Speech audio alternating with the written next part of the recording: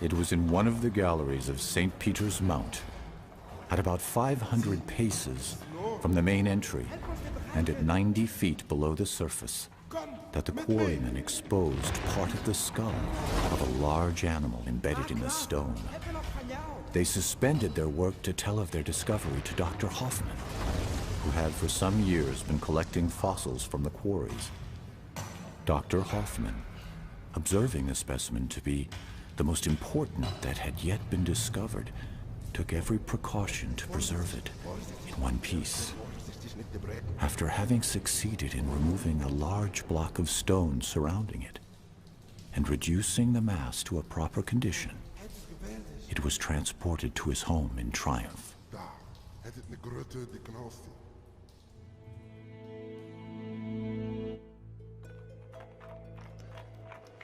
25 years later, after the occupation of Maastricht by the French Revolutionary Army, the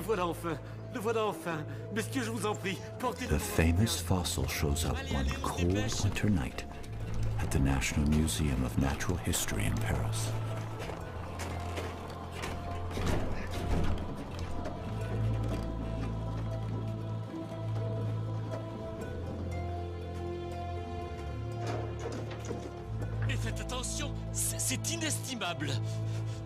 This strange thing they called at the time the unknown animal of Maastricht started to raise interest among the scientific community.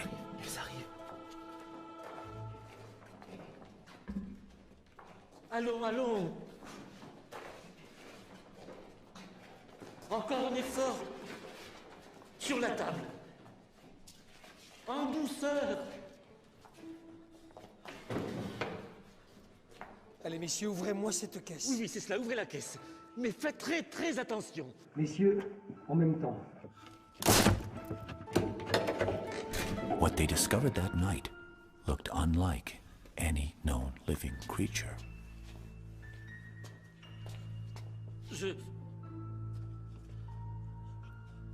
Some thought it was a crocodile. Je crois que c'est un Others believed it to be a whale. Ce doit être plutôt Neither the shape of its teeth une baleine. nor the size of the jaws Regardez ses dents. helped them to determine its true identity. Mais c'est beaucoup trop gros pour un crocodile. Alors qu'une baleine me Back semble then, beaucoup plus appropriée. that is 40 years before the discovery of the first dinosaur. Nobody had ever thought that thousands of species could have lived and disappeared in a distant past. But everything was about to change.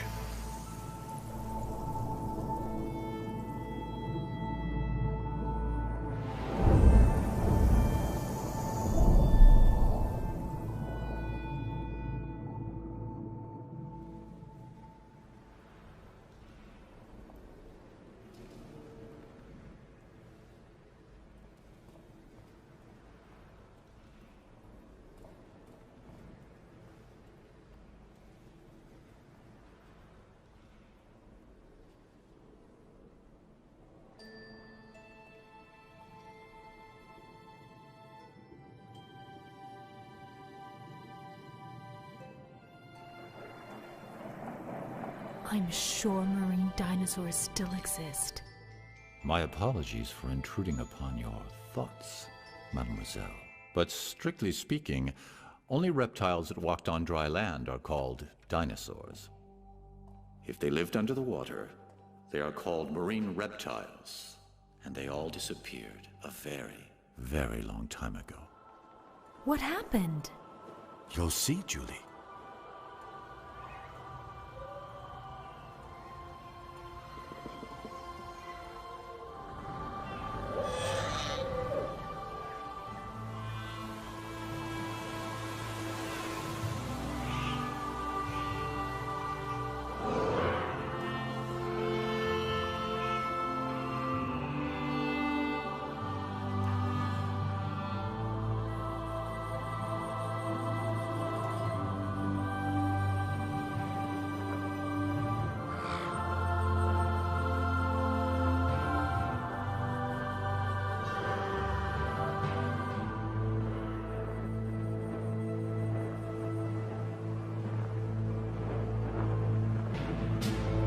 65 million years ago, reptiles ruled the world. On land, in the air,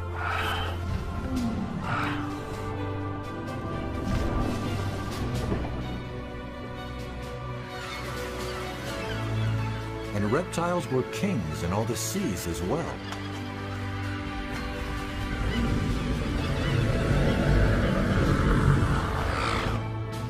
But then came a great cataclysm from outer space. An asteroid 12 miles in diameter struck the Earth. This asteroid's massive impact unleashed the power of more than 100 atomic bombs. The sky went dark, and the Earth's climate changed drastically. 70% of all life on the planet perished. And with the end of the dinosaurs, it was also the end of the reign of the reptile in the sea world. And when did you say that happened? 65 million years ago. So then humans came right after that? Humans will come a little later.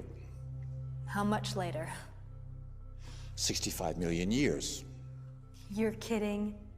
Modern humans like you and I only appeared barely 200,000 years ago. In comparison to the age of the Earth, that's a blink of the eye. 200,000 years? An instant in geological time. Somewhat difficult to comprehend, is it not? Comparing thousands and millions and even billions of years. Don't you agree? Then follow me, Julie. And when you want to stop time, say stop. Stop? All right then, forward to the past.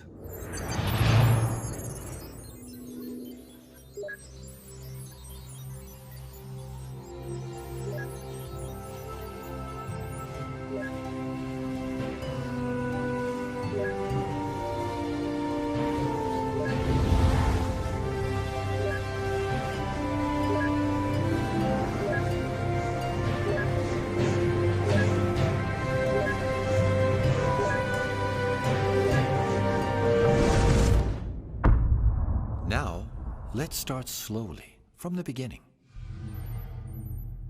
Earth forms 4.5 billion years ago. Then life appears but remains microscopic for 3 billion years. In this time spiral, only the last turn interests us. That leads to our time. Let's consider this as a 12-hour clock. 540 million years ago, at 2 o'clock, the primary era begins. Life grows and evolves in every environment.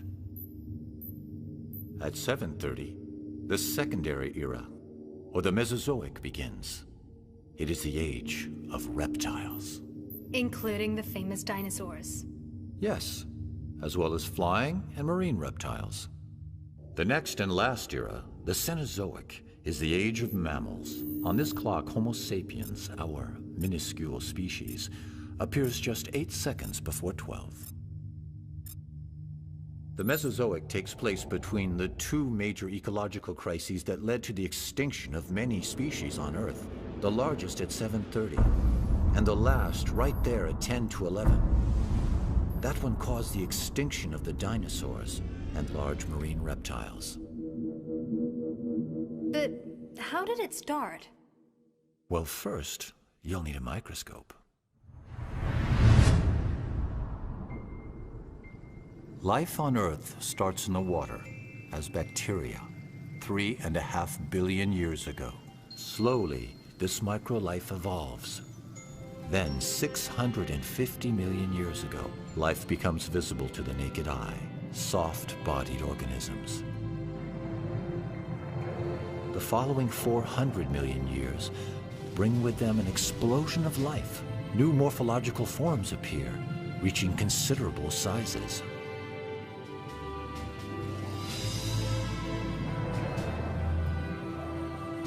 And finally, amphibians follow fish with feet to conquer terra firma. 300 million years ago, the first reptiles appear on land. And in the sky, the wingspan of some insects reaches over 3 feet. By the end of the Paleozoic, the land and the seas are bursting with life. It is the golden age for biodiversity. But this period ends with gigantic cataclysms, which exterminate up to 95% of the species. The largest extinction of all time. 95% of the species? But that's enormous. Nothing much must have remained after that. You're right, my dear. And most of the world's great predators have disappeared. But life persists, and in the seas, many fish and mollusks remain. What about the marine reptiles? Their reign begins now. 3 different groups, one after the other, will rule the world's oceans. First, the ichthyosaurs, that use their tails to swim. Like a fish? Much like a fish. And then the plesiosaurs, that use their 4 paddle-like limbs to fly through the water. And next, the mosasaurs, that use an undulating movement similar to a snake. And these animals ruled the seas for 180 million years, throughout all 3 Mesozoic periods: Triassic, Jurassic, and Cretaceous. From the early Triassic period onwards, ichthyosaurs are the kings of the seas. During this time, above the water, all the continents on Earth are joined together in a single mass of land, a supercontinent called Pangaea, off to the Pangaean coast.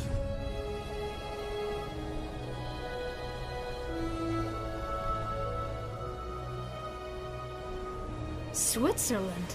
Yes. At this time, most of Europe is underwater, a shallow and warm sea.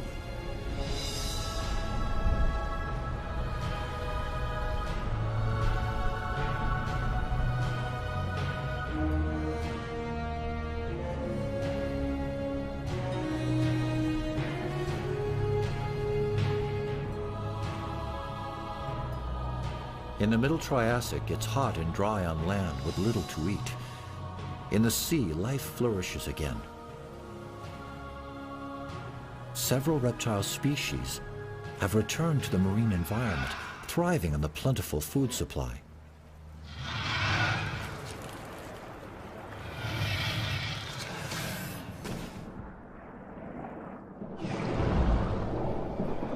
The Tanistrophius hold a world record. In proportion to their bodies, they have the longest necks ever recorded.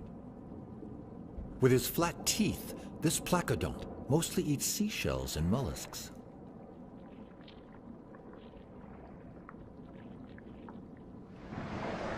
Aren't those turtles? Not at all, but they too have developed a tough armor to keep them relatively safe from the great predators of the Triassic, like the nothosaur.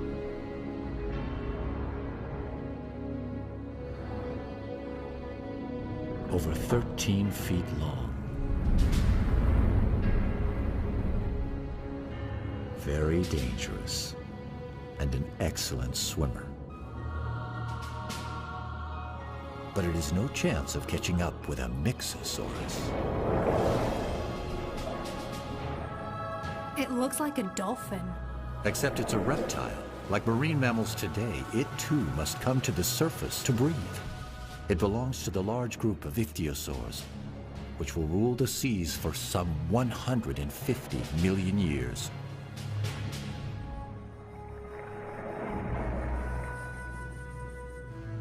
That one doesn't seem quite big enough to rule anything.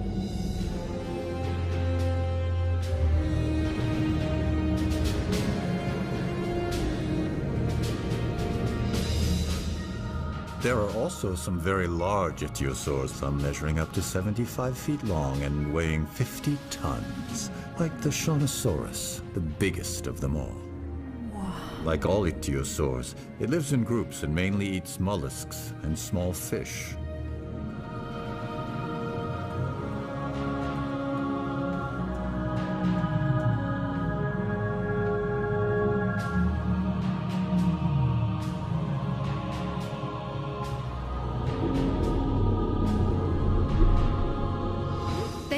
Dolphins and whales. That's right. They are even born in a similar manner. What do you mean? Well, let's hear from an expert. the paleontologist Ryosuke Motani. He has just finished studying some very fine specimens from a famous fossil site in Germany. Many ichthyosaur fossils have been found at Holzmaden with their bones intact, and even with the imprint of the skin on the rock, which helped us to know the position of their fins. Some ichthyosaur fossils are so well preserved that we can actually see fetuses inside the mother's bodies, and some even being born. Unable to get out of the water to lay their eggs like other reptiles, ichthyosaurs gave birth in the water. The babies came out tail first, like dolphins today. Another one of the ichthyosaur's characteristics are its huge eyes, protected by donut-shaped bones, able to withstand extreme water pressure. A Jurassic ichthyosaur, the Ophthalmosaurus, stands out in the animal kingdom as having the largest eyes in proportion to its body. With these enormous eyes, it could make out its prey in the darkness of great depths.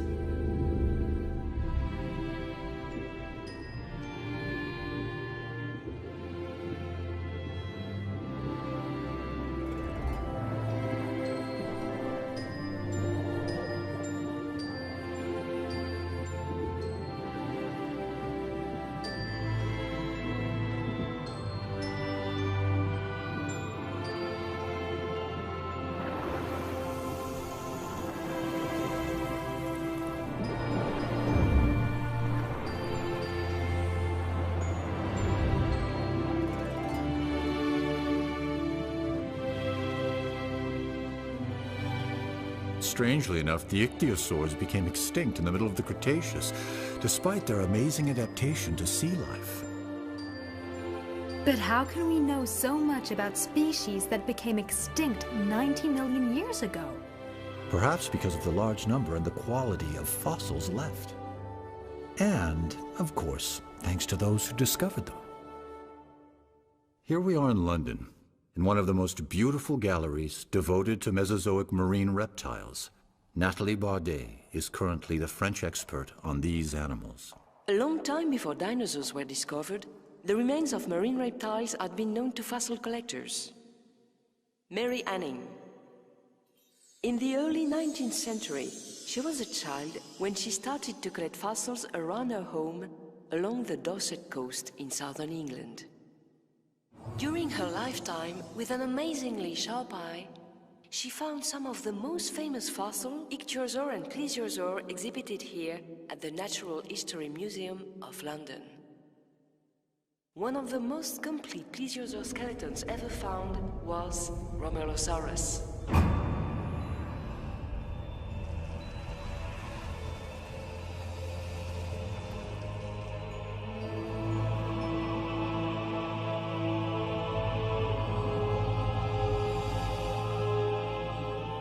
This early Jurassic predator was a powerful swimmer.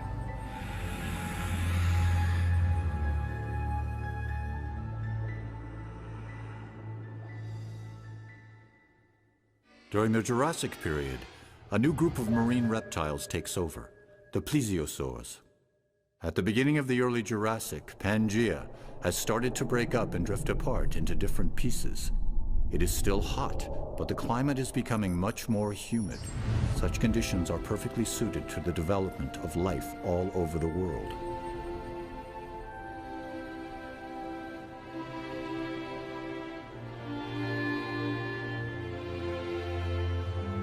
Now, this sure seems more pleasant than the Triassic did. The Jurassic is considered the golden age of dinosaurs, isn't it?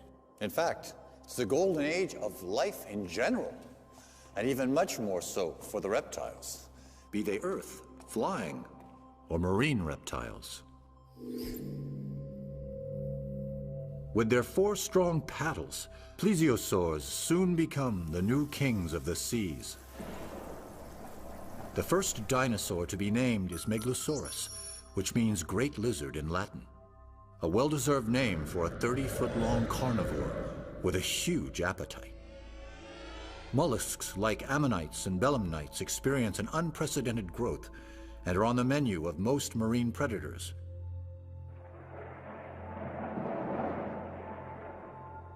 By the late Jurassic, some animals reach record sizes like the Brachiosaurus, over 100 feet long, and can weigh more than 6 elephants. Godzilla, that is the nickname given to this large marine crocodile discovered in the Andes. With large bony plates on its back, the Stegosaurus, a 3-ton plant eater, is a contemporary of the very first birds. At the end of the Jurassic period, as the continents continue to drift, new oceans appear, and new plesiosaur species rule the deep.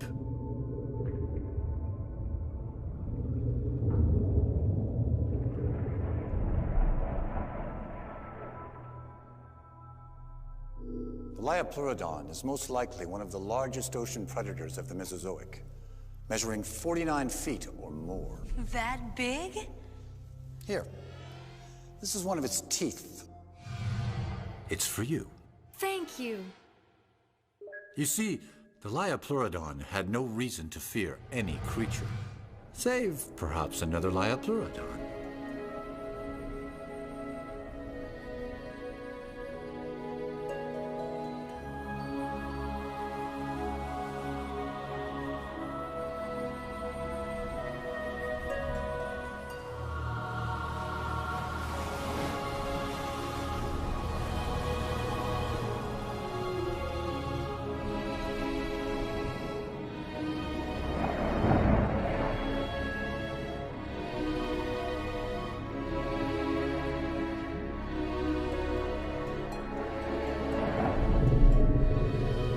Here is a pair of Livyatan. The male is attempting to court the female. Look at her. 50 feet of sheer muscle, 4 deadly paddle-like limbs, and jaws about 10 feet long that hold teeth, even bigger than the one I gave you.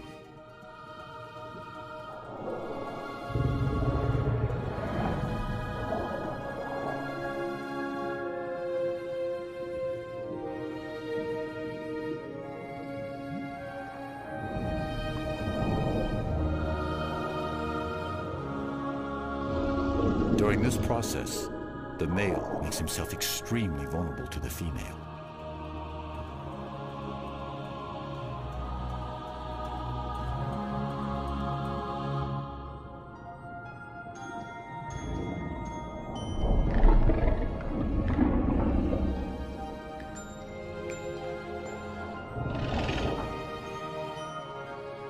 It seems to have worked.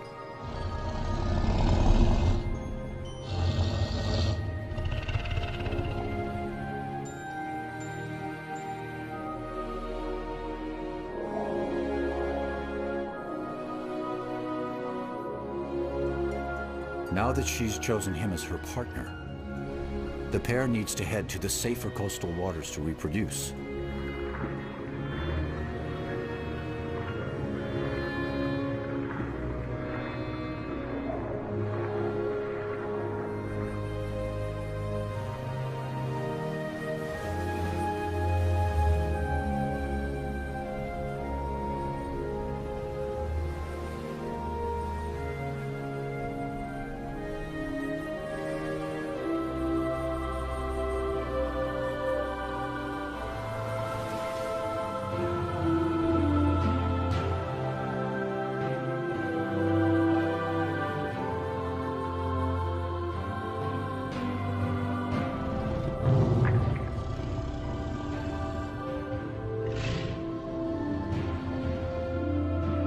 Like sharks, the male Livyatan holds on to the female while mating. Their young will be born in a few months.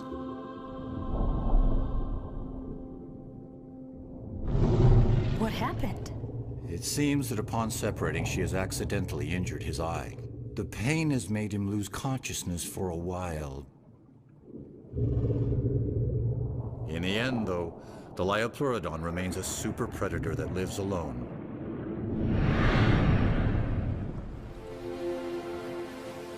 At the end of the Jurassic era, its territory spanned from Europe to South America. Here we are with Zulma Gasparini, who discovered the marine crocodile nicknamed Godzilla in the Andes. People believed for a long time that the world had always been the same as it is now. And it was only in 1915 that Alfred Wegener, a young German scientist, put forward a revolutionary theory he called the continental drift. Among the solid arguments that Wegener used to support his theory, a tiny marine reptile that lived 250 million years ago, the Mosasaurus, was to become unexpectedly important. Indeed, we have found on both sides of the Atlantic Ocean identical fossils of this animal. But considering the small size of the Mosasaurus, like the one we have here in this virtual aquarium, it is obvious they were much too small to cross an ocean as vast as the Atlantic on their own. The conclusion is inescapable. If they did not cross the ocean, then the very continents that contained their fossils must have separated.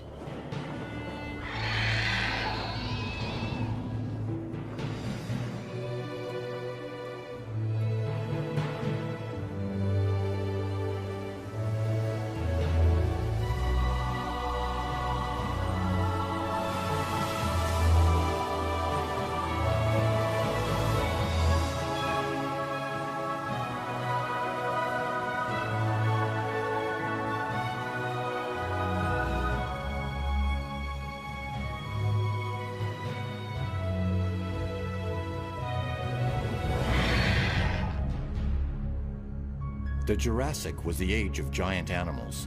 The Livyatan is approximately 100 feet long, probably the largest fish of all time.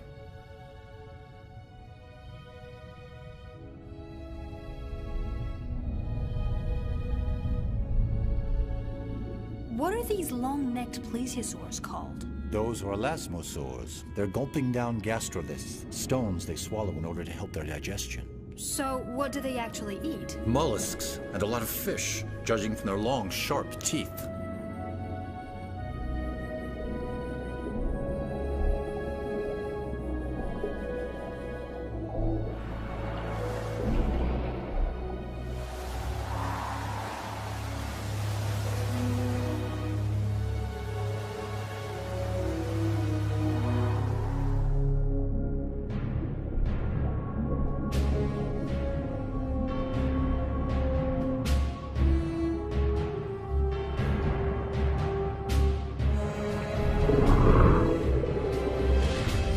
I believe that's the male Liopleurodon that was wounded some time back. Oh yes. With one eye missing, it's not easy.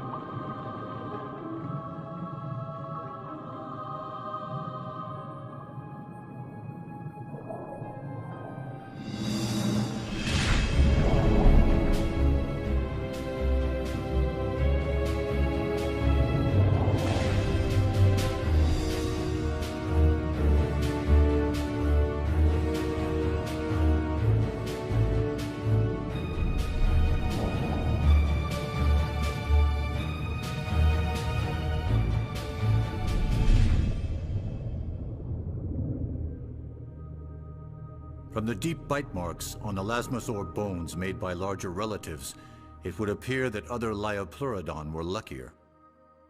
30 million years later, Kronosaurus took Liopleurodon's place at the top of the marine food chain.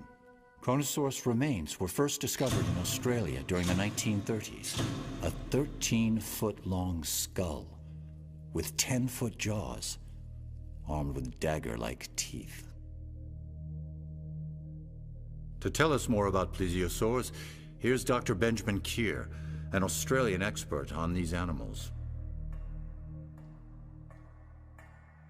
Marine reptiles' remains have been found on every continent, particularly those of plesiosaurs. Up to 46 feet in length, they were magnificent ocean-dwelling reptiles that flew gracefully through the water with 4 massive paddles. The order Plesiosauria was large and varied. It's been broadly divided into 2 superfamilies based on their overall body structure. Some of them, thanks to their large heads and powerful short necks, were the super predators of their time, like Kronosaurus. Others were the complete opposite, with tiny heads at the end of extra long necks, such as Elasmosaurus. Plesiosaurs lasted as long as the dinosaurs, until the end of Cretaceous, 65 million years ago.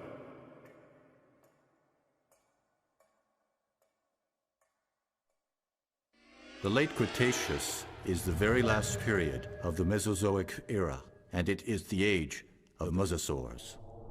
The land masses of the Earth have nearly reached their present positions. The interior seas of the Americas retreat, but Europe is still partly covered by shallow waters.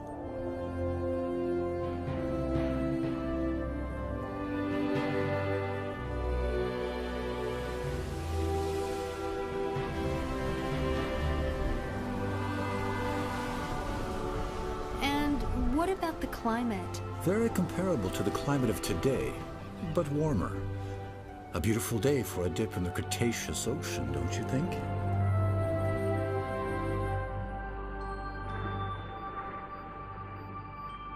As has been the case for millions of years, mollusks are still a favorite meal for most predators.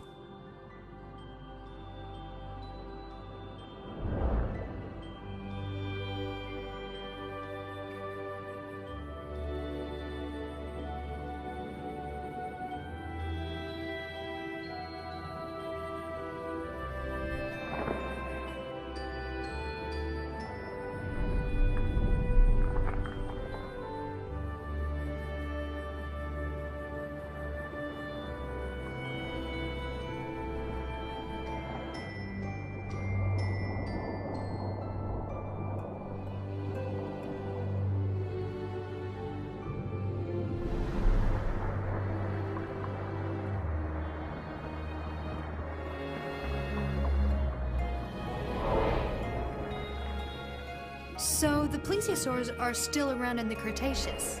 Indeed, there are some, but they are no longer at the top of the ocean's food chain, a place now disputed by the 2 greatest predators of this era. In this corner, the largest fish of the Cretaceous, a 23-foot-long shark. And in this corner, the most powerful marine reptile, the prognathodon, a 40-foot mosasaur. It looks just like a great white of today. Indeed, just larger.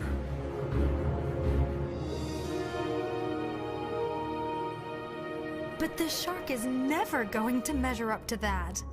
We can't be too sure. You see, it has a distinct edge over its opponent. The shark doesn't need to come up to the surface to breathe, so...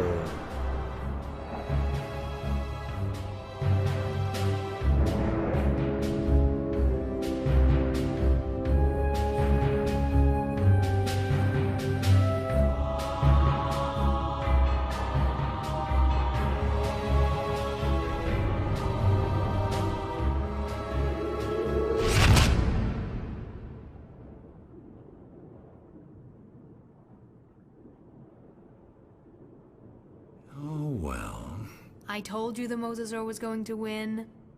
This time, yes. But it wasn't always the case. We've even found shark teeth embedded in mosasaur bones. So the sharks did get their teeth into them from time to time. By the way, wasn't it a mosasaur that was found in a mine back in the 18th century?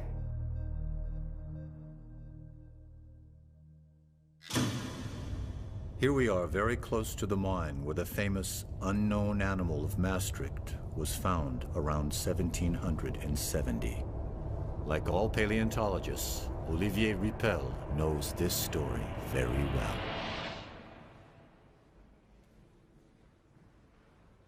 In 1795, when the fossilized mosasaur of Maastricht arrived in Paris, Georges Cuvier was a young 26-year-old anatomist who had just started working there at the Museum of Natural History.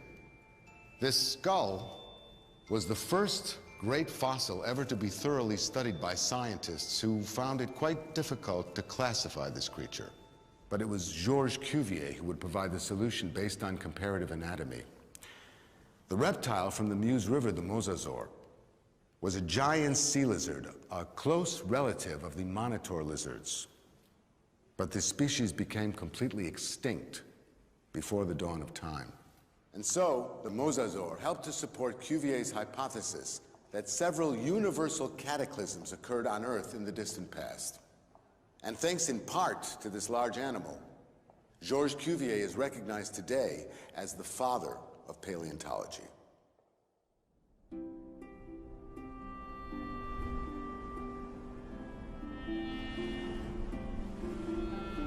At the end of the Cretaceous, the interior seaway running through the middle of North America had not yet completely disappeared.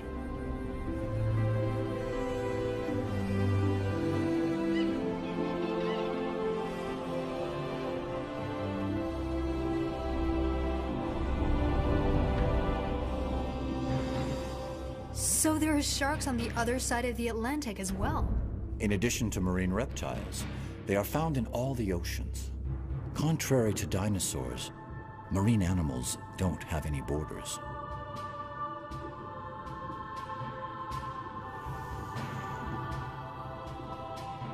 These are young 13-foot-long sharks. After hours of laying her eggs on the beach, this turtle is exhausted. Easy prey for starving sharks.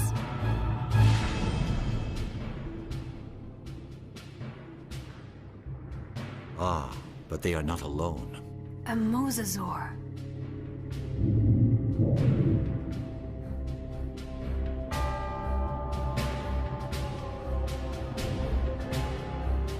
This large predator truly is the marine equivalent of the famous T-Rex.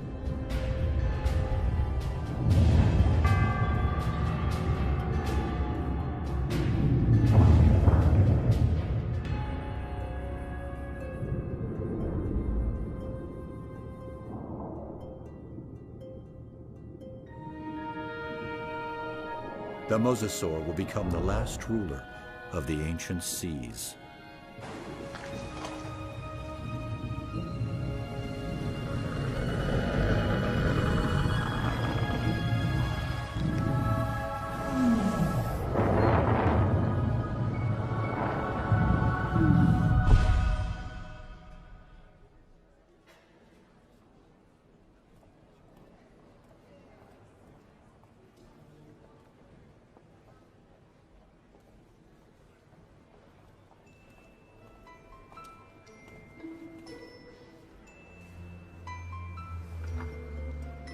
This is one of its teeth.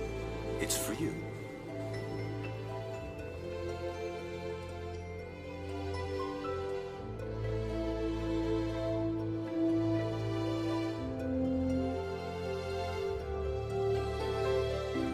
Without fossils, no one would have ever dreamed that there were successive epochs in the formation of the Earth.